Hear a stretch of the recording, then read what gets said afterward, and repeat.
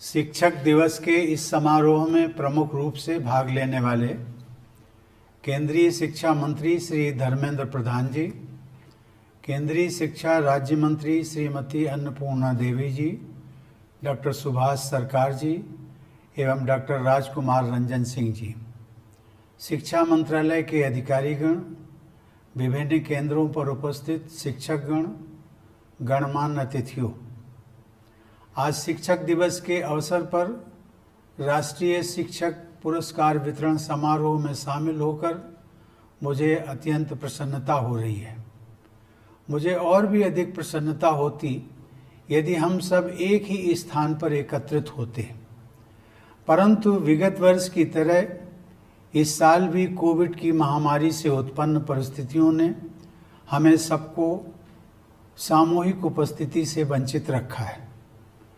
अपने विशिष्ट योगदान के लिए आज पुरस्कार प्राप्त करने वाले सभी शिक्षकों को मैं हार्दिक बधाई और साधुवाद देता हूं।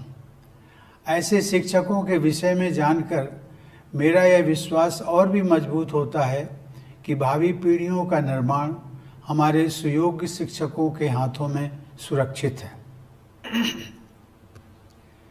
यह हम सभी को ज्ञात है कि शिक्षक दिवस का आयोजन पूर्व राष्ट्रपति डॉक्टर सर्वपल्ली राधाकृष्णन के जन्मदिन के उपलक्ष्य में 5 सितंबर को मनाया जाता है।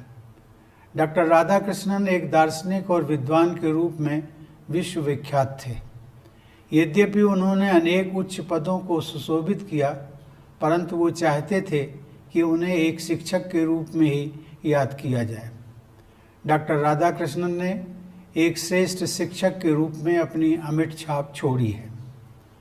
सबके जीवन में शिक्षकों का अत्यंत महत्वपूर्ण स्थान होता है। हर व्यक्ति को अपने शिक्षकों की याद आजीवन रहती है। जो शिक्षक स्नेह और निष्ठा के साथ अपने विद्यार्थियों को निखारते हैं, उनके प्रति ऐसे विद्यार्थी सदैव आदर भाव रखते हैं। आज तक मुझे अपने आदरणीय शिक्षकों की याद आती रहती है। मैं स्वयं को सौभाग्यशाली महसूस करता हूँ कि राष्ट्रपति का कार्यभार ग्रहण करने के बाद मुझे अपने स्कूल में जाकर अपने वयोवृद्ध शिक्षकों का सम्मान करने तथा उनका आशीर्वाद लेने का अवसर प्राप्त हुआ था। आप सबके विद्यार्थी भी आप सभी के लिए अपने हृदय में विशेष स्थान रखते हैं, यह मेरा दृढ़ विश्वास है। मेरे पूर्ववर्ती राष्ट्रपति डॉक्टर APJ अब्दुल कलाम एक वैज्ञानिक के रूप में अपनी सफलता का श्रेय अपने शिक्षकों को दिया करते थे। वे अपने स्कूल के एक अध्यापक के विषय में बताया करते थे कि जिनके पढ़ाने की रोचक शैली के कारण बचपन में ही उनमें एरोनॉटिकल इंजीनियर बनने की ललक पैदा हुई। डॉक्टर APJ अब्दुल कलाम विद्यार्थियों को पढ़ाने के लिए इतने उत्साहित रहते थे कि उन्हें जब भी अवसर मिलता था वे अध्यापन कार्य में लग जाते थे। ऐसी विभूतियों ने समाज के निर्माण में शिक्षकों के कार्य की महत्ता को रेखांकित किया है। आप सभी अपने विद्यार्थियों में एक स्वर्णिम भविष्य की कल्पना करने और उसके लिए योग्यता अर्जित करने की प्रेरणा जगा सकते हैं तथा उन्हें सक्षम बना सकते हैं ताकि वे अपनी महत्वाकांक्षाओं को पूरा कर सकें। शिक्षकों का कर्तव्य है कि वे अपने विद्यार्थियों में अध्ययन के प्रति रुचि जागृत करें। संवेदनशील शिक्षक अपने व्यवहार, आचरण व शिक्षण से विद्यार्थियों का भविष्य संवार सकते हैं। प्रिय शिक्षकगण, पिछले वर्ष लागू की गई हमारी राष्ट्रीय शिक्षा नीति में भारत को ग्लोबल नॉलेज सुपर पावर के रूप में स्थापित करने का महत्वाकांक्षी उद्देश्य निश्चित किया गया है। विद्यार्थियों को ऐसी शिक्षा प्रदान करनी है जो ज्ञान पर आधारित न्यायपूर्ण समाज के निर्माण में सहायक हो। हमारी शिक्षा व्यवस्था ऐसी होनी चाहिए जिससे विद्यार्थियों में संवैधानिक मूल्यों तथा नागरिकों के मूल कर्तव्यों के प्रति निष्ठा उत्पन्न हो, देश के प्रति प्रेम की भावना मजबूत बने तथा बदलते वैश्विक परिदृश्य में वे अपनी भूमिका के बारे में सचेत रहें। शिक्षकों को इस बात का विशेष ध्यान रखना चाहिए कि प्रत्येक विद्यार्थी की क्षमता अलग होती है, उनकी प्रतिभा अलग होती है, मनोविज्ञान अलग होता है, सामाजिक पृष्ठभूमि व परिवेश भी अलग अलग होता है। इसलिए हर एक बच्चे की विशेष ज़रूरतों, रुचियों और क्षमताओं के अनुसार उसके सर्वांगीण विकास पर बल देना चाहिए। मेरा मानना है कि हर किसी के व्यक्तित्व का निर्माण आरंभ में उसके माता पिता एवं शिक्षकों द्वारा शुरू किया जाता है। हमारी परंपरा में प्रत्येक व्यक्ति को सुयोग्य और प्रत्येक वस्तु को उपयोगी माना गया है। किसी को भी अयोग्य या अनुपयोगी नहीं माना गया है। संस्कृत में एक सुभाषित है, आमंत्रम अक्षरम नास्ति, नास्ति मूलम, अनौषधम, अयोग्य पुरुषो नास्ति, योजकः तत्र दुर्लभः। अर्थात ऐसा कोई अक्षर नहीं है जिसके प्रयोग से सार्थक कथन अथवा मंत्र की रचना ना हो सके। ऐसी कोई वनस्पति नहीं है जिसका उपयोग औषधि के रूप में ना हो सके।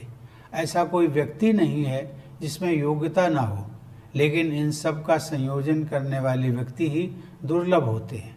किसी भी समाज में निहित प्रतिभा के संयोजन की प्राथमिक जिम्मेदारी शिक्षकों की ही होती है।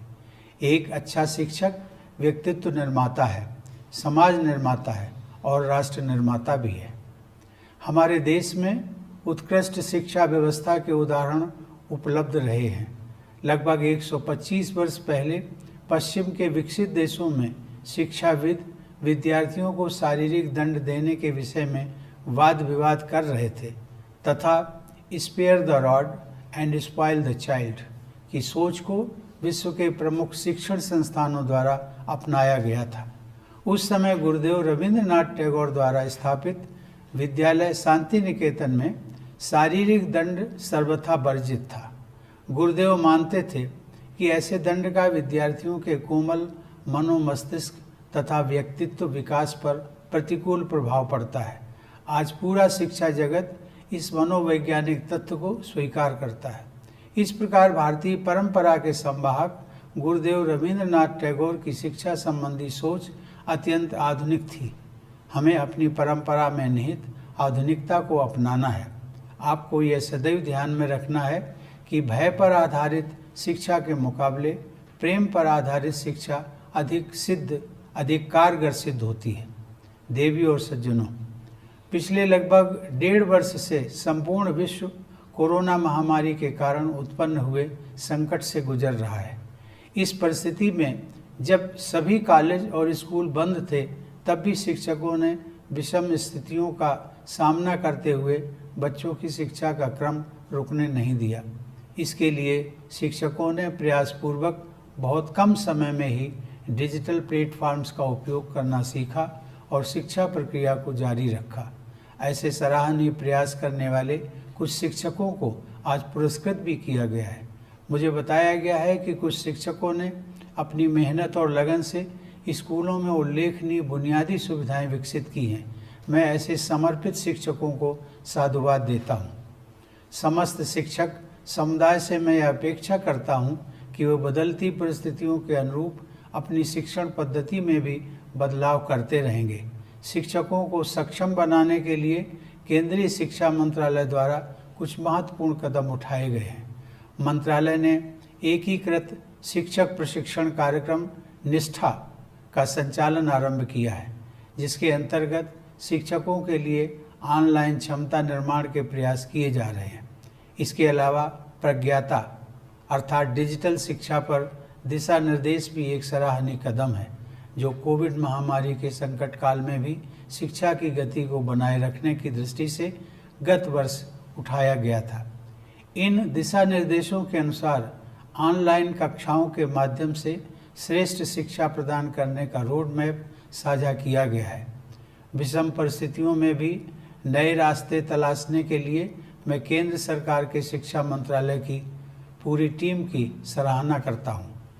मुझे इस बात से प्रसन्नता हुई है कि आज पुरस्कृत किए गए 44 शिक्षकों में 10 महिलाएं शामिल हैं। शिक्षक के रूप में महिलाओं की भूमिका सदैव प्रभावशाली रही है। 19वीं शताब्दी में ही भारत के सर्वप्रथम बालिका विद्यालय की स्थापना में प्रमुख भूमिका निभाकर विदुषी सावित्रीबाई फूले ने बालिका शिक्षा की दिशा में कालजयी योगदान किया। वे स्वयं भी आजीवन शिक्षा प्रदान करने का पवित्र कार्य करती रहीं। बेटियों की शिक्षा को अप्रतिम योगदान देने के लिए ऐसी महान विभूति को मैं हृदय से नमन करता हूँ और आशा करता हूँ कि उनके आदर्शों से अनगिनत लोगों को प्रोत्साहन और प्रेरणा प्राप्त होती रहेगी। अंत में एक बार पुनः मैं सभी पुरस्कृत शिक्षकों को बधाई देता हूँ तथा उनके उज्जवल भविष्य की मंगल कामना करता हूँ। धन्यवाद।